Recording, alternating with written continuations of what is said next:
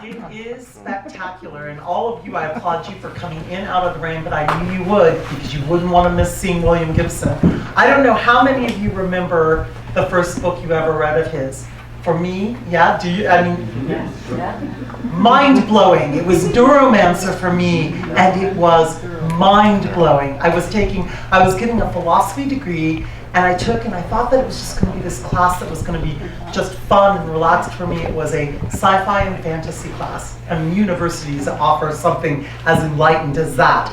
And the first book on the list was Neuromancer, and man, I was just like, what a world he opened up for me. And then he became one of those authors that I know that you're all in this category, that you can hardly wait for the next book to come, because you're just waiting for the world he's going to show you. So he has a new one for us, which of course has a whole virtual reality that of course speaks to our own world. And I'm not going to talk anymore because he's delayed a little bit, and I know you want to spend the time with him. So please, a warm welcome for William Gibson.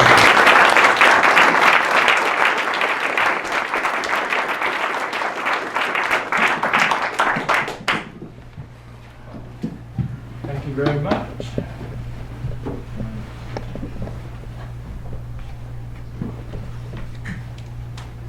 Well, those sports fans, that was something. It was. Revelers. I don't get it. Yes, I get it, but I'm still here. Same. I'm in the early stages of learning to read from this thing. This is a difficult. I find this is a difficult book to choose readings from, just because of the way it's structured. Should you read it yourself, you'll see why. It has lots of quite short chapters, and it introduces a huge amount of foreign, indeed imaginary stuff very quickly, so that the reader feels lost. But then if you stick with it, you get I hope, the pleasure of all that weirdness starting to make sense, because it's actually quite coherent weirdness, and the way it makes sense in different ways is meant to be surprising. But then that involves things that become like major plot twists. So it's the most spoiler vulnerable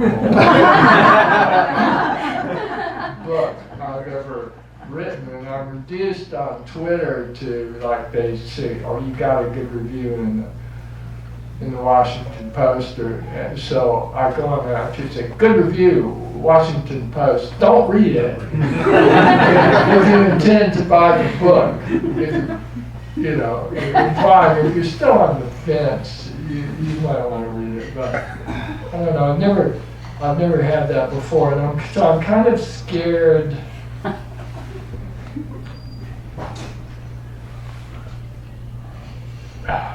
I'm kind of scared of inadvertently spoiling part of it for you, but I'm still trying to find bits of it to read on occasions like this. So what I think I'm going to do is I'll read you chapter 8 and chapter 9, and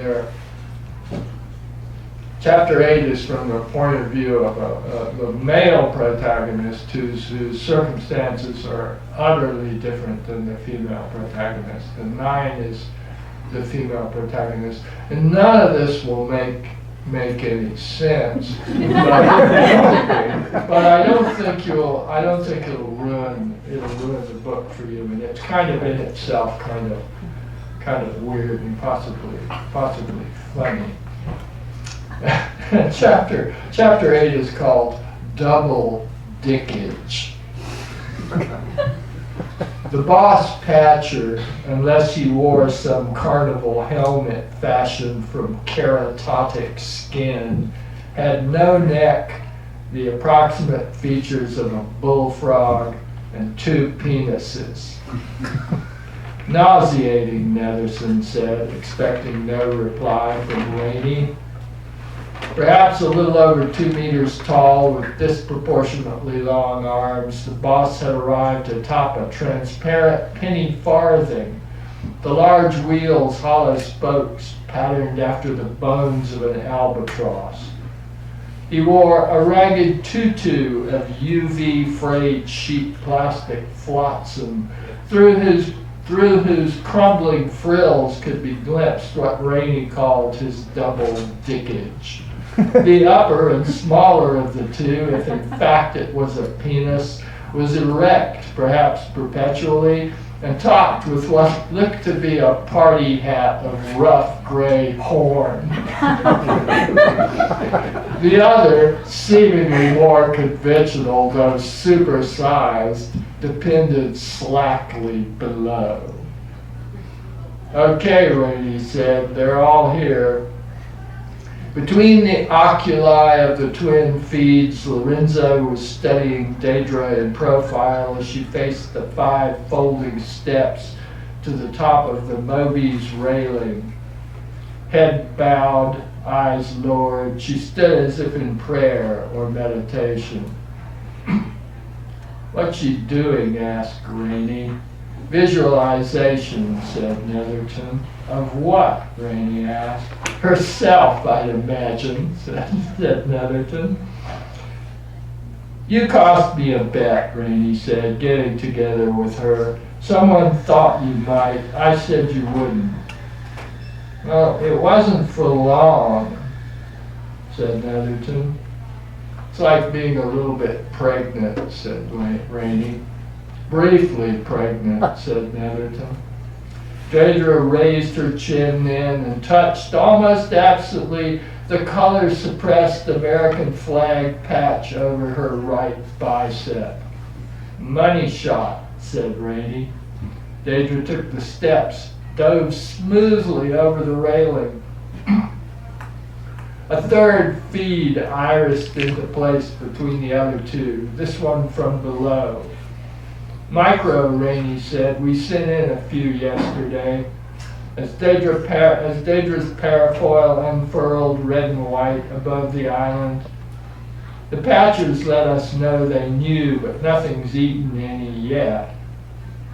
Netherton swiped his tongue from right to left across the roof of his mouth, blanking his phone. Saw the unmade bed. How does she look to you? Rainey asked. Fine, he said, getting up.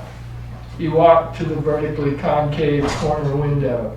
It depolarized. He looked down on the intersection, its wholly predictable absence of movement, free of crusted salt, drama, atonal wind song.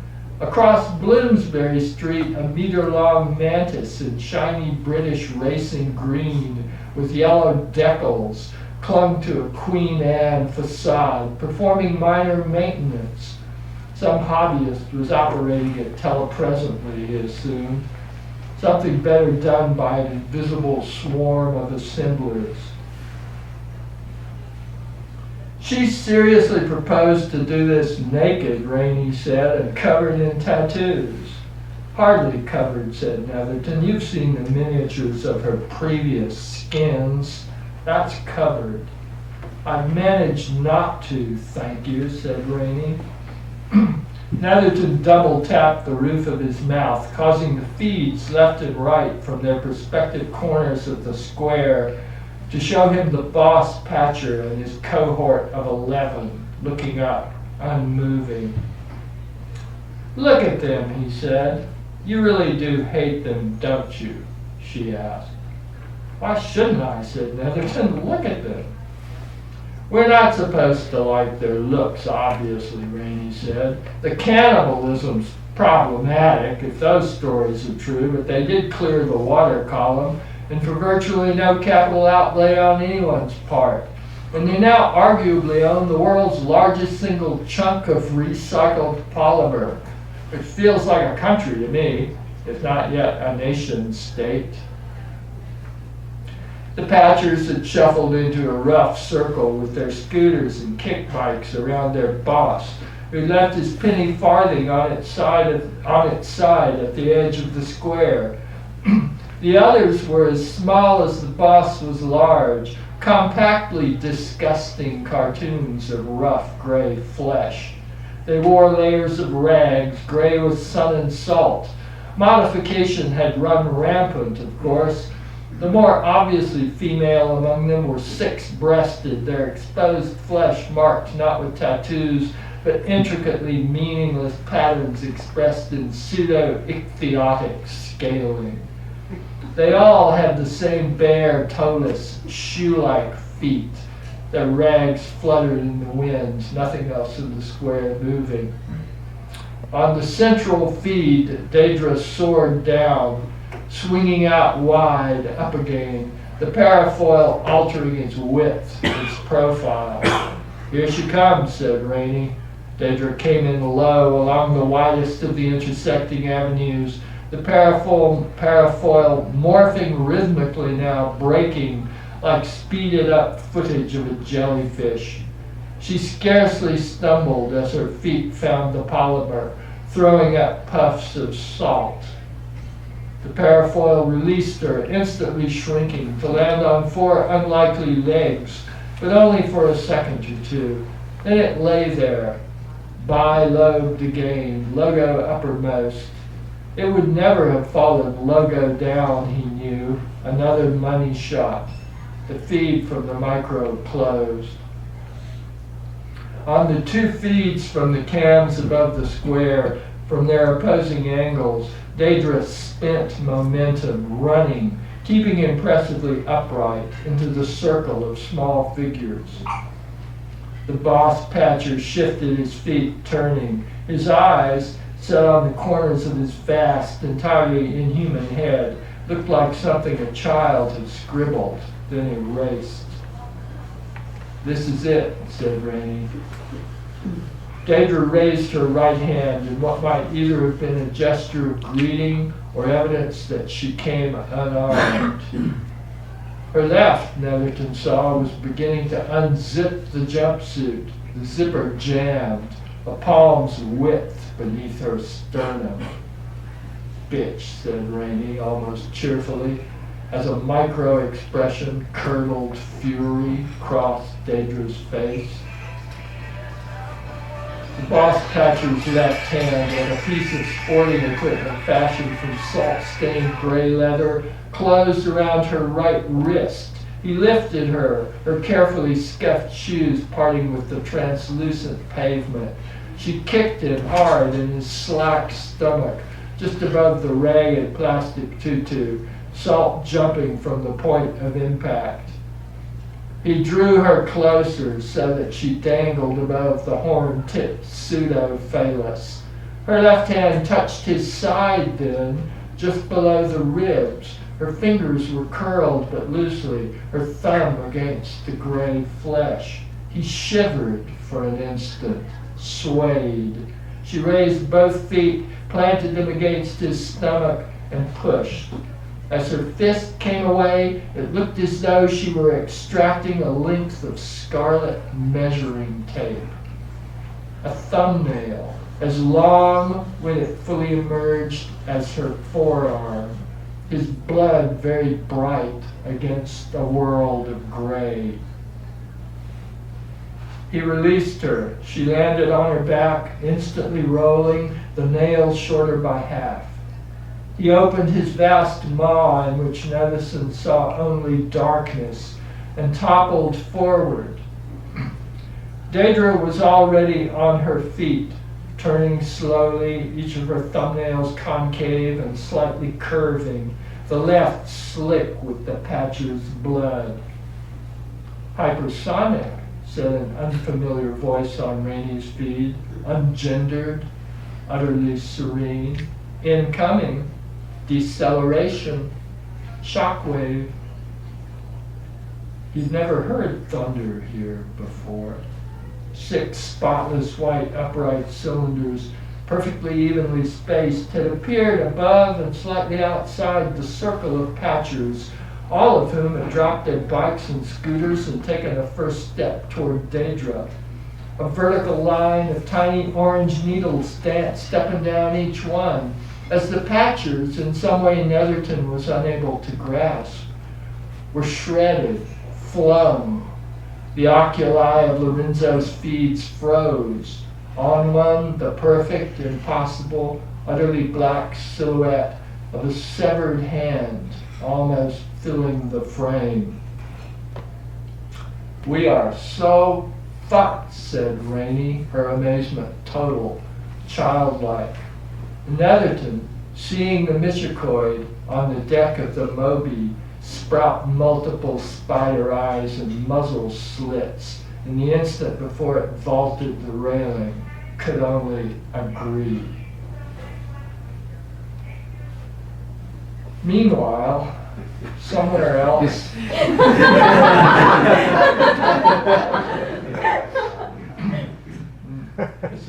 this is called protective custody, and it's from the point of view of a young woman named Flynn Fisher.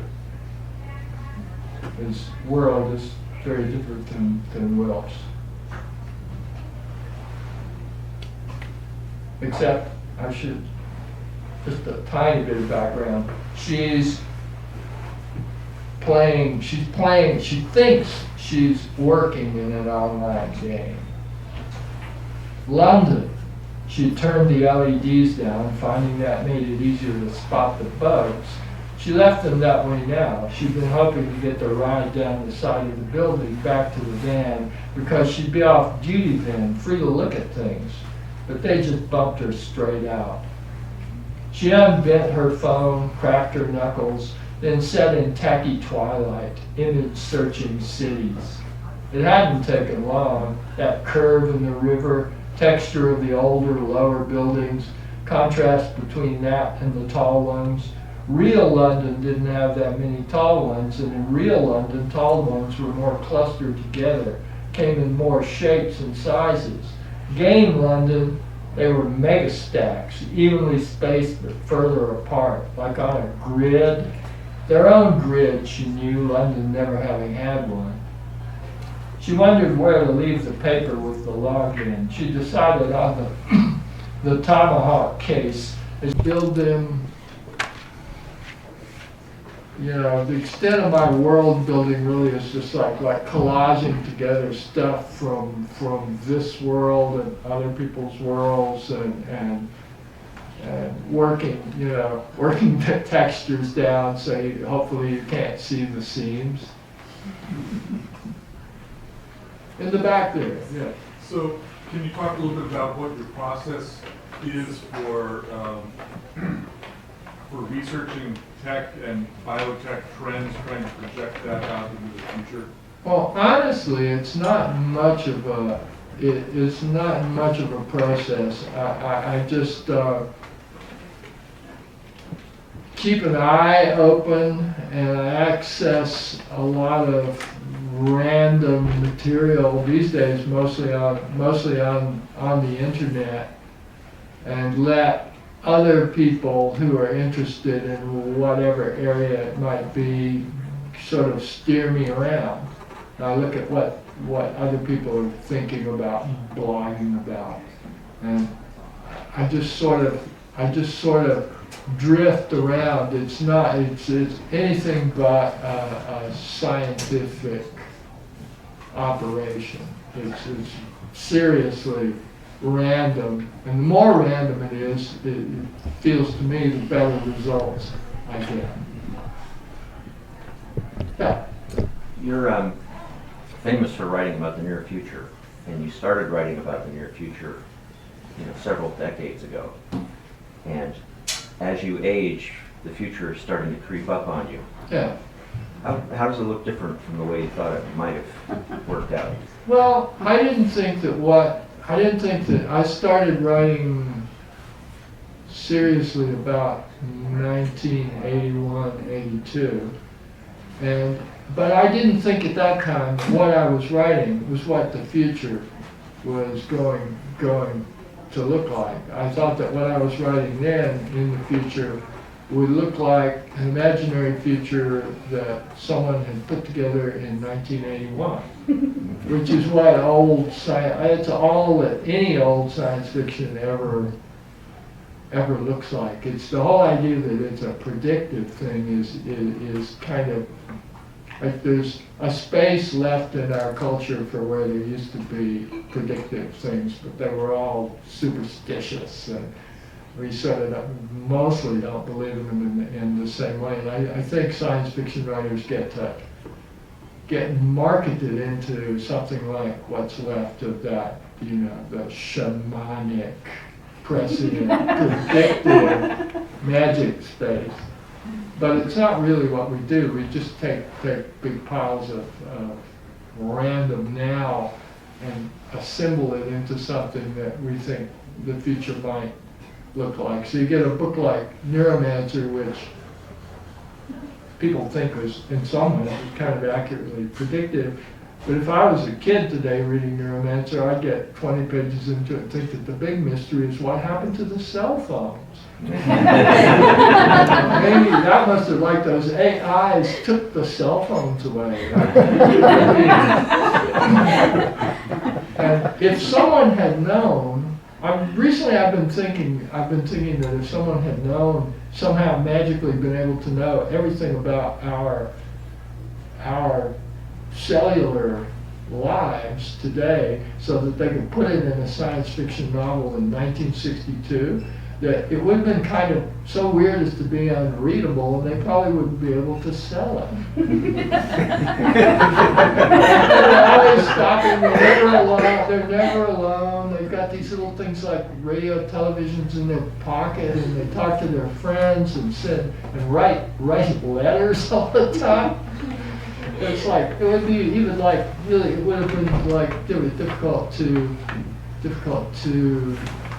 depict. But, yeah, but the difference is, well, this book is the first fiction of the future that I've written in the 22nd century, or rather the 21st century. And that kind of, I hadn't realized that. I had like 14 years of the 21st century, and all my life I was hearing like the 21st century. And that sort of goes back to like Buck Rogers. And people said the 21st century really a lot when I was a little kid. It's like, wow, the 21st century. And when's the last time you heard anybody say the 22nd century? Because we don't do that now. You don't get a book that goes like 22nd century exclamation point. It looks really weird. And so something's changed. Something's changed in the culture, and then I'm older, and the culture is the culture is different. It's kind of hard to pin. It becomes hard to pin down what exactly the change has been, which again is another reason I'm glad I wrote that book, because it sort of forced me to address all of that stuff. Yes. I keep waiting for a 3D interface for the internet, and I can't understand why we haven't had that. I would think, if nothing else, it would make complex databases easier to navigate. But the vision that you had put forward in your early short stories is something that seems like it would be so efficient. I just basically can't understand why it hasn't shown up, and I'm wondering whether you think about that. I don't know. I was puzzled recently. I was always kind of puzzled about why virtual reality didn't happen in its magazine cover heyday back in the 90s, where every magazine worth its salt had a picture of a girl with her hair blowing back and the VPL goggles on. I actually know that woman. She got a house in Palo Alto out of that.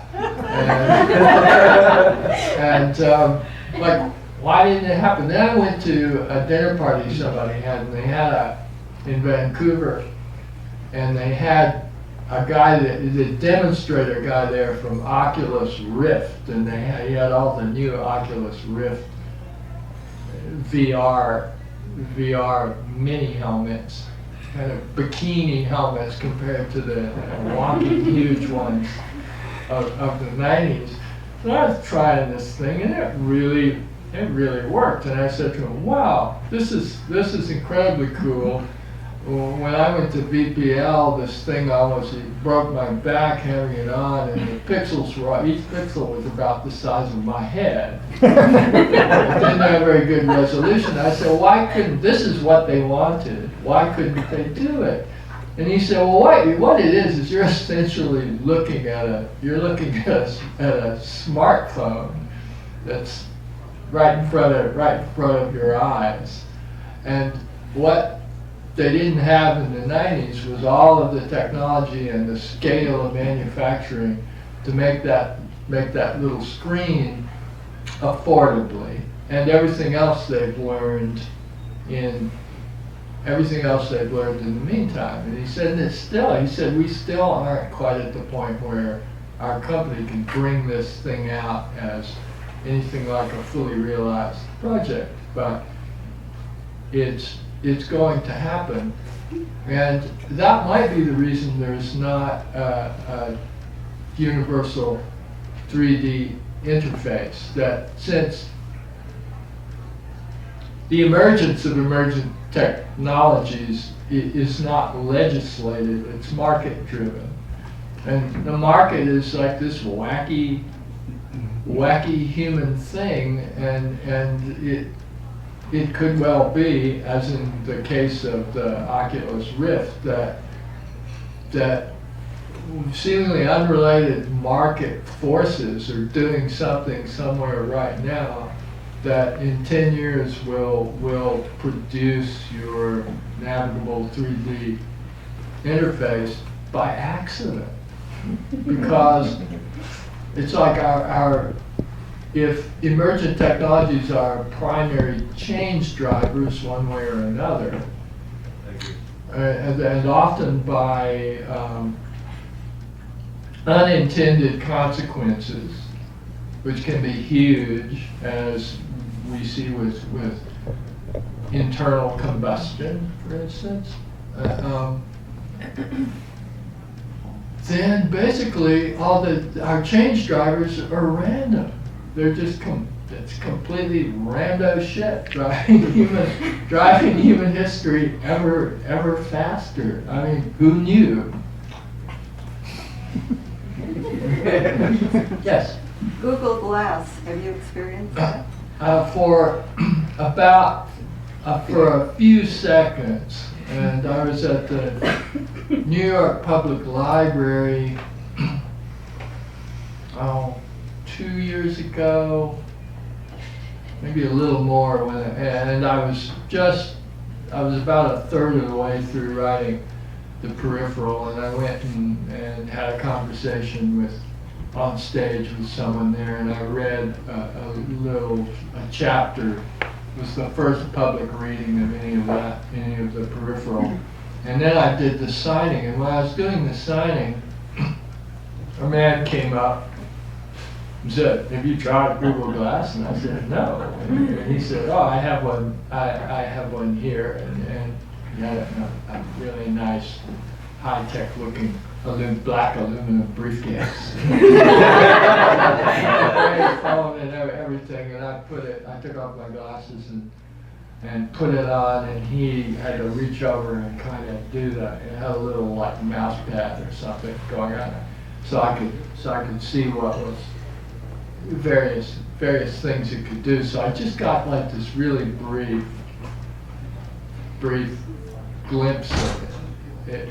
But I was glad that I did. That's the only personal experience I've had of it, other than having lunch with the guy who founded Pebble, the smartwatch precursor, who was from Vancouver, and he was in Vancouver, and we were we were having lunch, and he told me during lunch of his morning's experience of being on the street in Vancouver, which with his Google Glass, which he'd been given as like a beta tester, and which he really likes a lot, and being like savagely verbally abused by two different strangers.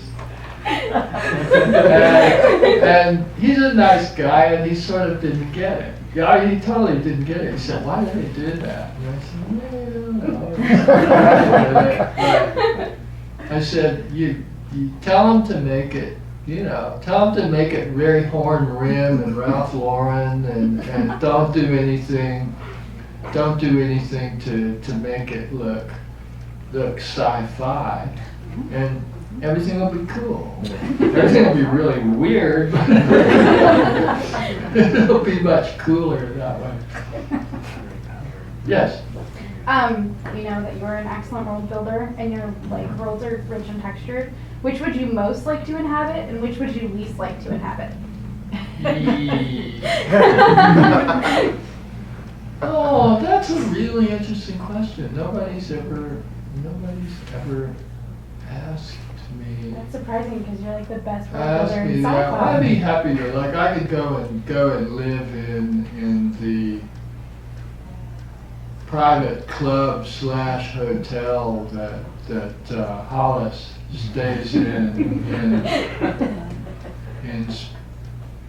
Zero History. But that's actually based on a real place where someone once very kindly put me up for a couple of days, and it's a place called Home House, which is a private club / hotel on Portman Square. I mean, sort of the big end world would be like my choice. The London offices of Blue Ant, if I didn't actually work there. Flynn's hometown, where the second little chapter is taking place.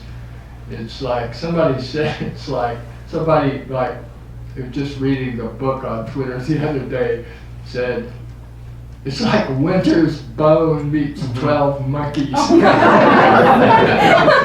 a pretty good description. I wouldn't want to live there. I wouldn't even want to visit. Okay, I'll answer one more and then I'll sign books. Yeah. Your descriptions in your novels always seem to identify what objects are made out of. Like, this is made of such and such steel, and this is made of such and such. Yeah.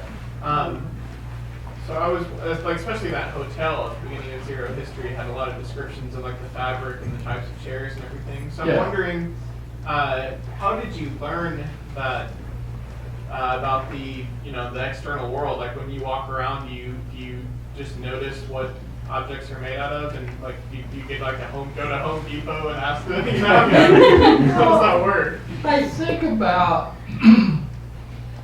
I don't notice it so much. I'm not that conscious of it, but when I write, it's a good question. I'm trying to think of what the least roundabout answer would be. When I started to try to write science fiction in the early 80s, I read a bunch of random science fiction, and I had been a native science fiction reader from about age 10 or 11, maybe 15, when I went off to boarding school and dating opened up and things like that, and I kind of had consigned science fiction to the things of my childhood.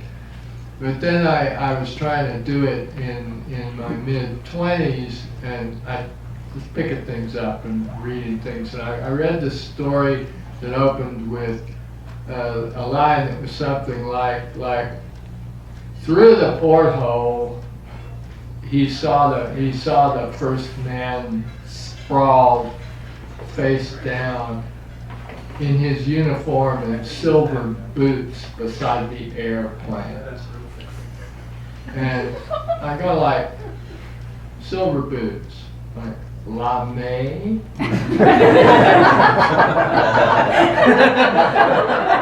chrome, articulated sterling, Navajo. I mean, it was just, the problem was that it was an incredibly low-res description of an imaginary object. You got like, it was impoverished. It was information impoverished.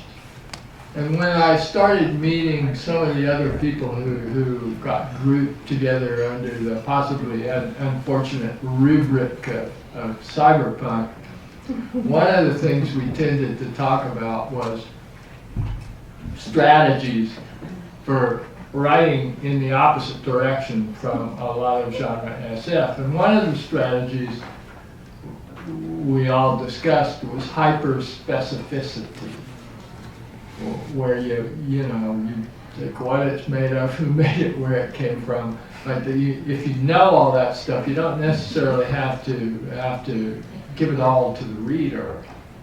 But I've probably been guilty many times of overdoing it, because it's just something that I find really satisfying particularly when I'm describing some imaginary object, to make it as real in my own mind as possible, and then describe it. Another thing that may have influenced me was that the first really skilled teacher of composition that I ever had was a man who had been a Pentagon specifications writer. And he would have us, and he talked about, how that mattered and how actually important it was in terms of what the military getting what they paid for and what they wanted. And if it wasn't described in this absolutely totally detailed and watertight way in the contract, there was a possibility that the contractor could give them something that didn't work and keep all the money. But he would have us describe things like a lead pencil, or a paper clip. And you'd have to describe them for 600, 700 words and get it right. And it was I'd forgotten about that until a few years ago, and I thought, oh, it was him. And I think he had actually had a couple of stories published in science fiction magazines too. So it's we all have kind of lost ancestors in our writing history. Yes? I was wondering what you think the influence of psychedelic use on the early development of virtual reality in the 90s and continuing on through today. Well, I don't know. It's I don't really know. The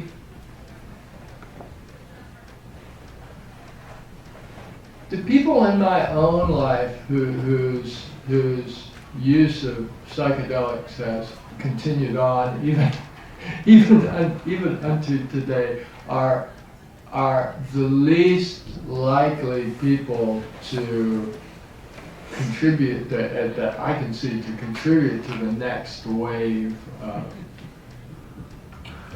whatever this is we're doing. And I don't know, I'd have to know young people in the industry who were exploring that. It's kind of all of my all of my psychedelic chops in fiction are like, it feels like they're from my childhood. So, yes. Quick question. I sort of consider you to have invented augmented reality. Do you, would you give that credit to someone who got it right before you did? No, I did. I totally didn't. I totally didn't invent it. But when I was writing that book, I found a couple of pieces on the internet that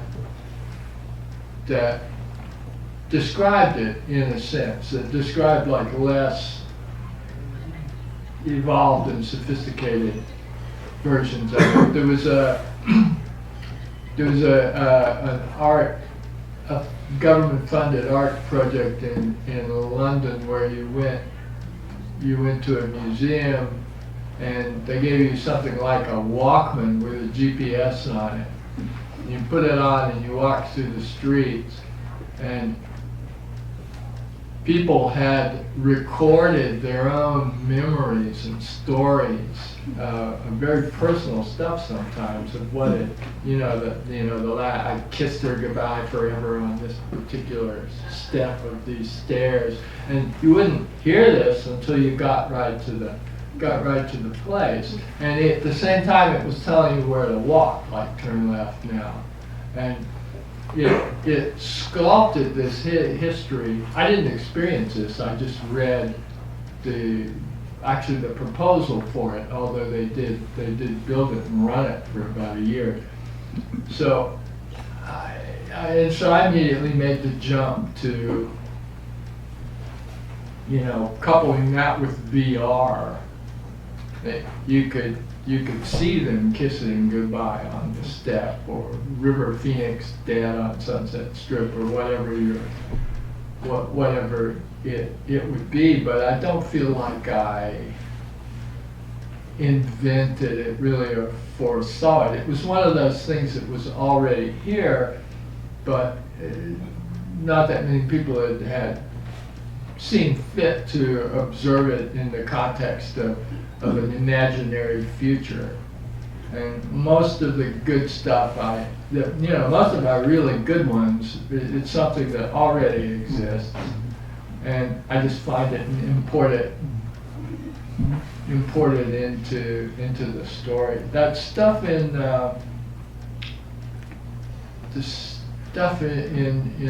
Spook Country about the symbiosis between skateboard designers and contractors, clothing contractors for the U.S. military is totally for real. I didn't make any of that. Nobody believes it. It's just something that I happened to stumble into because I was asked to be a branding consultant on something that wasn't like directly related to that. But when I got into it, I discovered, to my utter amazement, that the company I was working with had this huge military contract thing going on. They didn't talk about it at all because it didn't fit with their branding. It had become really important to them because it was like it's a sure thing, and I just thought it was one of the weirdest things I'd ever run across. So I put it in that novel, kind of made it the centerpiece of the novel, and people were coming up and going like, brilliant satiric extrapolation. That happens to me really a lot. Anyway, which is good. Anyway, I should stop now and sign your books, and thank you all.